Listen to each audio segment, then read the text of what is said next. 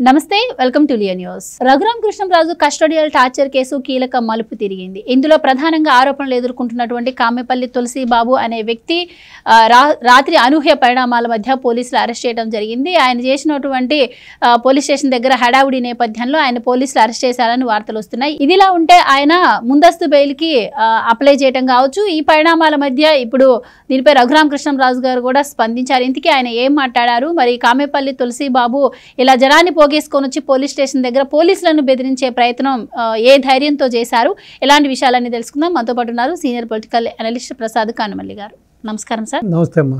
Sir, మనం చూస్తూ ఉన్నాము ఎవరైతే వైసీపీ హయాంలో తప్పులు చేశారో వాళ్ళందరూ మీద కేసులు నమోదవుతున్నాయి. కానీ ఎంత కేసులు నమోదైనా ఏం జరిగినా వాళ్ళందరికీ ముందస్తు బెయిల్స్ వస్తున్నాయి. అలాగే విచారణకు కూడా సహకరించిన పరిస్థితి మనం చూస్తూ ఉన్నాం. అందులో ప్రధానంగా నిన్న విచారణకు సహకరించకపోగా పోలీసుల మీదనే దౌర్జన్యం చేసినటువంటి వ్యక్తి కామెపల్లి తులసిబాబు. సో అందుకే ఆయన అరెస్ట్ చేశారంటున్నారు పోలీసులు. కానీ ఆయన వెంటనే ఈరోజు బెయిల్కి అప్లై చేశారు. కానీ ఆయన హైకోర్టు న్యాయమూర్తి ఈ కేసు నుంచి, అంటే ఈ కేసు ఏదైతే ఉందో దాని నుంచి తప్పుకున్నారని వార్తలు వస్తూ ఉన్నాయి. ముఖ్యంగా వీటిని ఎలా చూడొచ్చు అంటారు? అలాగే దీనిపైన రఘురామ కృష్ణంరాజు గారు కూడా స్పందించారు. ఎలాంటి పరిణామాలు చోటు చేసుకునే అవకాశం ఉంటుందంటారు? సో ఏదేమైనా కూడా ఇప్పుడు మీరు చెప్పినట్టుగా ఈ మధ్యకాలంలో మనం కొన్ని సంఘటనలు చూస్తున్నామమ్మా. ఎన్నో అవినీతి ఆరోపణలు, లేకపోతే ఎన్నో హత్య ఆరోపణలు, లేకపోతే ఇటువంటి ప్రమాదకరమైనవి చాలా పెద్ద పెద్ద ఒక స్కామ్స్లో ఇన్వాల్వ్ అయిన వ్యక్తులకి అది విచారణ చేయడం కోసం అది కేంద్ర సంస్థలైనా లేకపోతే రాష్ట్ర సంస్థలైనా కూడా, లేకపోతే పోలీస్ డిపార్ట్మెంట్ అయినా కూడా యాక్షన్ తీసుకునే లోపలనే ఈ కోర్టులు ఒక్కోసారి అనిపిస్తుంది నాకు అతిగా స్పందించిన, లేకపోతే ఏంటన్నది తెలియదు, కానీ ఇమీడియట్గా మీరు చెప్పినట్టుగా బెయిల్ ఇవ్వడం. సో అంటే మరి ఈ విధంగా అవుతే ప్రజలకి రేపొద్దున భద్రత ఎక్కడ ఉంటుంది, ప్రజలకి సేఫ్టీ ఎక్కడ ఉంటుంది, అలాగే భరోసా ఎక్కడ ఉంటుంది? సో రేపొద్దున ఈ విధంగా వ్యక్తులకి బెయిల్ దొరుకుతుంటుంటే ఇంకా ప్రతి వాడు కూడా ఇంకా నేరం చేయడానికి వెనకంజ ఎందుకు వేస్తాడు? ఇప్పుడు శిక్ష పడుతుంది, కఠినమైన శిక్ష పడుతుంది, మనకి బెయిల్ రాదేమో, లేకపోతే మనల్ని కారాగారం వెనక పెడతారేమో, లేకపోతే మనకి ఏదైనా చాలా పెద్ద పనిష్మెంట్ వస్తుందేమో అనే భయం ఉండాలి కదా. సో ప్రతిదానికి మరి కోర్టులు ఈ విధంగా అడ్డుపడి ముందుగానే మరి బెయిల్ ఇవ్వడం అనేది నాకేం అర్థం అవ్వట్లేదు కాని విషయం. మరి ఆ వ్యవస్థలో ఉన్న వ్యక్తులు లోపమా, లేకపోతే ఇది వ్యవస్థ లోపమా, లేకపోతే మన యొక్క రాజ్యాంగంలో ఉన్న లూప్ హోల్సా? ఇప్పుడు సాధారణంగా ఇప్పుడు వైద్యం అయినా సరే, ఏదైనా టెక్నాలజీ అయినా సరే కాలానుగుణంగా నిన్న ఉన్నది ఇవాళ ఉండట్లేదు, ఇవాళ ఉండట్లేదు, రేపు ఉండట్లేదు. కాబట్టి దాన్ని బట్టి అప్డేట్ చేసుకుంటూ ఉన్నాం టెక్నాలజీ. ఇప్పుడు ఏ విధంగా అయితే మనకి ల్యాండ్ ఫోన్ నుంచి సెల్ ఫోన్కి వచ్చాము, సెల్ ఫోన్ 3G అన్నారు, 4G అన్నారు, 5Gకి వచ్చాము. ఇప్పుడు అదేవిధంగా ప్రతిదీ కూడా అప్డేట్ చేసుకుంటాం. మనం వేసుకునే డ్రెస్సా, మాట్లాడే మాట తీరు, మనం తినే తిండి కాడి నుంచి ప్రతిదీ కూడా అప్డేషన్ ఉన్నప్పుడు, అలాగే మన మెడిసిన్, మన యొక్క ప్రతిదీ కూడా అప్డేషన్ ఉన్నప్పుడు, ఇప్పుడు అలాగే విధంగా కార్లు కానీ బైక్స్ కానీ అన్నిటికీ అప్డేషన్ ఉన్నప్పుడు సపోజ్ మరి ఈ పాత చింతకాయ పచ్చడి చట్టాలు ఇంకా ఎంతకాలం కొనసాగిస్తారు? ఇప్పుడు అనుకూలంగా ఇప్పుడు జరుగుతున్న నేరాలు, ఈ హైటెక్ మోసాలు, ఘోరాలు, ఈ యొక్క డిజిటల్ మోసాలు, లేకపోతే సైబర్ నేరాలకు తగ్గట్టుగాను, లేకపోతే ఇప్పుడు దానికి తగ్గట్టుగా మరి మన చట్టాలను కూడా మార్చుకోవాలన్న సమయం ఆసన్నం అనిపిస్తుంది. ఇప్పుడు ప్రతిదానికి కూడా ఇన్ని ఆరోపణలు ఉండి కూడా ఇమీడియట్గా బెయిల్ రావడం, లేకపోతే అతని మీద యాక్షన్ తీసుకోవద్దు మేము చెప్పేవారు అని చెప్తుంటే ఇంకా రేపొద్దున్న ప్రజలకు మనం ఏం సందేశం ఇస్తున్నాం, ప్రజలకి మన ద్వారా ఎటువంటి సేఫ్టీని ఇవ్వబోతున్నాం, ప్రజలకు ఎటువంటి భరోసా భవితని ఇవ్వబోతున్నాం అన్నది కూడా ఆలోచించవలసిన తరుణం ఆసన్నమైంది. ఏదేమైనా ఇప్పుడు రఘురామరాజు గారి కేసులో ఒక ఎంపీ మెంబర్ ఆఫ్ పార్లమెంటు ఇటువంటి దుస్థితి, ఇటువంటి పరిస్థితి అంటే ఇంకా సామాన్యుడి పరిస్థితి ఏంటి చెప్పండి? ఆయన నిజంగానే సుదీర్ఘ పోరాటం. ఇప్పుడు అల్లూరి సీతారామరాజు గురించి మనం సినిమా చూసాం, ఈ మధ్య వచ్చిన ఒక RRలో చూసాం, తర్వాత అంతకుముందు పాత సినిమా కృష్ణ గారు అల్లూరి సీతారామరాజు సినిమా చూసాం, చరిత్రలో చదువుకున్నాం.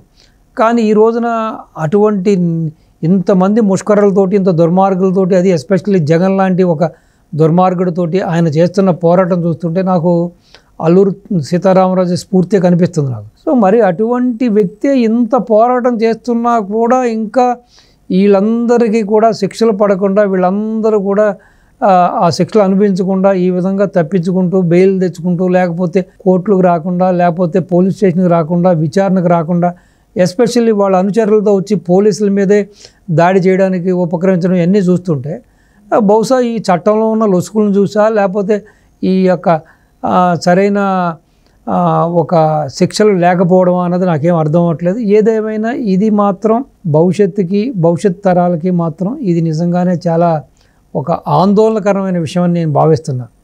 ఒక ఎంపీ మీద దాడి జరిగి ఎంపీని చంపబోయి ఎంపీ గుండెల మీద కూర్చుని ఆపరేషన్ చేసుకుని పచ్చి పుండు కూడా ఆరిన వ్యక్తిని ఇలా చేసిన వ్యక్తిని కూడా, రెండోది గుడివాడ ఎమ్మెల్యే అయిన రాము గారు ఈయన కలిసినట్టుగా కూడా మనం కొన్ని కథనాలు చూస్తున్నాం.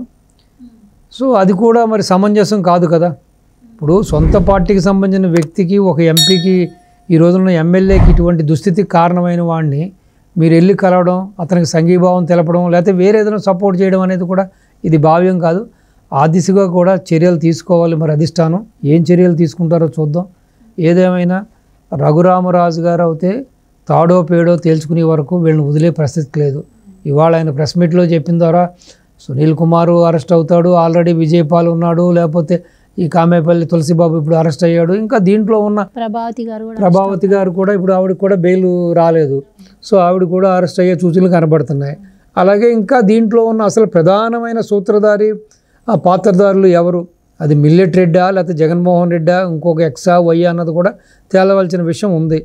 సో డెఫినెట్గా అందరినీ బోన్లు ఎక్కించి, కోట్ల మెట్లు ఎక్కించి బోన్లో నిలబెట్టి శ్రీకృష్ణ జన్మస్థానానికి పంపే వరకు కూడా రఘురామరాజు గారు అయితే వదిలిపెట్టే వ్యక్తి కాదు, వదిలిపెట్టడు. ఆయన అయితే ఒక కృత నిశ్చయంతో, ఒక దృఢ నిశ్చయంతో ముందుకు వెళ్తున్నాడు. కాబట్టి ఆ దిశగా ప్రభుత్వం కూడా కఠినమైన చర్యలు తీసుకుని పోలీస్ యంత్రాంగం కూడా వీళ్ళందరినీ శిక్షించాలని, వీళ్ళందరినీ కూడా ఇంకొకసారి ఇటువంటి పనులు చేయడానికి ఎవరైనా ముందుకు రావడానికి కూడా సాహసించకూడదని ఎదురు చూద్దాం. సో రఘురామరాజు గారికి ఎప్పటికీ న్యాయం జరుగుతున్నదన్నది చూద్దాం. తొందరలోనే జరుగుతుందని కూడా ఆశిద్దాం. ఏదేమైనా ప్రభుత్వంలో ఉన్న కొంతమంది పెద్దలు, ఎమ్మెల్యేలు కూడా వీళ్ళకి ఒత్తాసు పలకడం అనేది సభ కాదు. చివరికి ప్రజలకి ఎటువంటి భావన వెళ్తుందంటే, సారాయి పాతదే కానీ సీసాయి మాత్రమే కొత్తది, వీళ్ళందరూ కూడా దెందే, వీళ్ళకున్న వ్యాపారాలు కానీ, వీళ్ళకున్న బంధుత్వాలు కానీ, లేకపోతే వీళ్ళకున్న లాలూచి రాజకీయాల ప్రకారం మనమే బలిపశువులమా అనే ఒక ఆలోచన అయితే ఇప్పటికే కార్యకర్తల్లోనూ బలంగా వినపడుతుంది, ప్రజల్లో కూడా వినపడుతుంది. కాబట్టి అది తప్పు. చంద్రబాబు నాయుడు గారి పాలన భిన్నంగా ఉంటుంది. చంద్రబాబు నాయుడు గారి పాలనలో దుర్మార్గానికి, అన్యాయాలకి, అక్రమార్కులకి తావు లేదు. తప్పు చేస్తే శిక్ష పడుతుంది. కాబట్టి ఎవరు తప్పు చేసినా ఆయన క్షమించడు అనేది అయితే ఉంది. బట్ మరి పెద్ద ఆయన ఎన్నని చేయగలుగుతాడు. మరి మిగతా వాళ్ళందరూ సహకరించకుండా, మిగతా వాళ్ళందరూ కూడా ఎడ్డిమంటే తెడ్డిమంటే కూడా ఆయన ఒకటి చెబుతుంటే ఇంకోటి చేస్తుంటే కూడా ఆయనకి తలవంపులు తెస్తున్నారు. కాబట్టి వీళ్ళందరిలో కూడా మార్పు రావాలి. తెలుగుదేశం అంటేనే ఒక బ్రాండు, తెలుగుదేశం అంటేనే ఒక సుపరిపాలనకి ఒక మారుపేరు. కాబట్టి రెండవది ఏంటంటే, ఇటు సంక్షేమానికి, అభివృద్ధికి దేశంలోనే ఒక మంచి పార్టీ ఏదన్నా ఉందంటే అది కేవలం తెలుగుదేశమే. కాబట్టి అటువంటి తెలుగుదేశంలో తులసి వనంలో గంజాయి మొక్కల్లాగా మారిన కొంతమంది నాయకుల వలన పార్టీ అధినాయకత్వానికి చెడ్డ పేరు వస్తుంది. ఈరోజు తిరుపతి సంఘటన కూడా చూసుకుంటే మనం చూసాం కదా, కొంతమంది అఫీషియల్స్, కొంతమంది అధికారులు, కొంతమంది ఉద్యోగస్తుల యొక్క నిర్లక్ష్యం వలన పెద్ద ఆయన చివాట్లు పడవలసి వస్తుంది, పెద్ద ఆయన మాట పడవలసి వస్తుంది. ఆ వయసులో ఆయన పెద్ద ఆయన ఇంటింటికి లేకపోతే ప్రతి వ్యక్తికి దగ్గరికి వెళ్ళి క్షమాపణ చెప్పాలన్న పరిస్థితిని వీళ్ళు తీసుకొచ్చారు. కాబట్టి ఇప్పటికైనా సరే ఈ నాయకులు, వినాయకులు మారాలని చెప్పి అధికారులు కూడా మారాలి. సో తద్వారానే రాష్ట్రంలో శాంతి భద్రతలకు ఛాన్స్ ఉంటుంది. ఆ దిశగా ప్రభుత్వం ఎక్కడా కూడా కాంప్రమైజ్ అవ్వకుండా, వాడు ఎంత పెద్దోడైనా సరే, ఎంత నాయకుడైనా సరే, అవసరమైతే ఆ నాయకుడిని పార్టీ నుంచి వదులుకోవడానికన్నా సిద్ధం అవ్వాలి. ఈ తెలుగుదేశం పార్టీ అంటేనే నాయకుల్ని ప్రొడ్యూస్ చేసే ఒక ఫ్యాక్టరీ ఇది. ఎంతోమంది వస్తూ ఉంటారు, పోతూ ఉంటారు. కాబట్టి కార్యకర్తలు 40 ఏళ్ళుగా పట్టుకుని జెండా వదలంది ఒక్క కార్యకర్తలు. కాబట్టి 5 ఏళ్ళకోసారి రంగులు మార్చి, 5 ఏళ్ళకోసారి కండవాలు మార్చే ఓసర విల్లులు ప్రతి పార్టీలోనూ ఉన్నారు. అలాగే మన పార్టీలో ఉన్నారు, మన పార్టీలో కూడా వస్తూ ఉన్నారు. కాబట్టి కాబట్టి అధినాయకత్వం కూడా ఎవరి వలన అయితే పార్టీకి మంచి జరుగుతుంది, ఎవరైతే పార్టీకి విశ్వాసంగా ఉంటారు, ఎవరైతే ప్రజల పట్ల అంకుటిత భావంతో, అంకుటిత సేవతో ఉంటారో అటువంటి వాళ్ళనే పార్టీలో చేర్చుకోవాలి. లేదంటే పార్టీకి రకరకాల తలంపులు, అలాగే కార్యకర్తల్లో రకరకాల అనుమానాలు, కార్యకర్తల యొక్క మనోస్థైర్యం కూడా సన్నగిల్లే అవకాశాలు ఉన్నాయి. కాబట్టి ప్రజల యొక్క విశ్వాసాన్ని కూడా కోల్పోకూడదు. కాబట్టి ఆ దిశగా అధినాయకుడు చర్యలు తీసుకోవాలని, అలాగే రఘురామరాజు గారి విషయంలో తొందరగానే ఇది ఒక కొలిక్కొచ్చి ఎవరైతే వీళ్ళందరూ సూత్రధారులు పాత్రధారులు ఉన్నారో దాంట్లో అందరూ కూడా శిక్షార్హులై అందరూ శిక్ష అనుభవించాలి. ఫర్దర్గా ఈ యొక్క జడ్జిమెంటు ఈ శిక్ష పడిన వాళ్ళని చూసిన తర్వాత మరొక్కసారి ఏ ప్రజాప్రతినిధి అయినా సరే, అది ఎమ్మెల్యే అయినా ఎంపీ అయినా ఎమ్మెల్సీ అయినా ఎవరైనా సరే, ఈవెన్ సామాన్య కార్యకర్త అయినా కూడా చేయి చేసుకోవడానికో లేకపోతే అతన్ని ఏదైనా హాని చేయడానికో ఎవరూ సాహసించుకునే విధంగా ఈ శిక్షలు ఉండాలని మీ ద్వారా నేను తెలియపరుస్తూ ఎదురు చూస్తున్నాను. అది జరుగుతుందని. Thank you so much. నమస్తే అమ్మా. Please subscribe to Leo news for more videos.